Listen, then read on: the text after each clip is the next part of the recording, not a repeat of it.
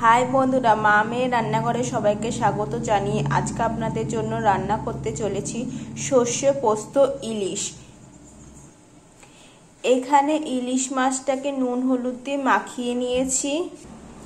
এখানে আছে সাদা সর্ষে, কালো সর্ষে, পোস্ত বাটা।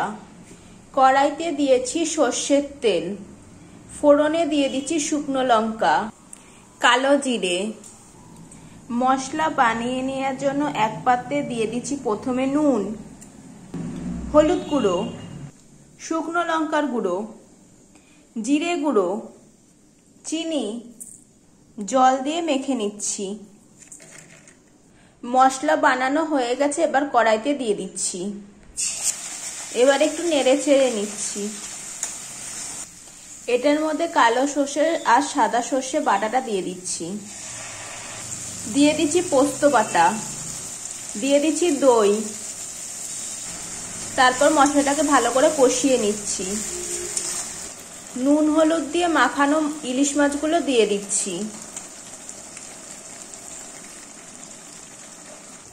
জল দিয়ে ঢেকে দিচ্ছি। ঢাকনা তুলে নিচ্ছি। দিয়ে দিচ্ছি চেরা কাঁচা লঙ্কা।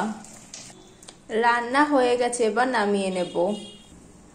আমাদের রান্না একদম তৈরি হয়ে গেছে, আপনারা দেখে নিন।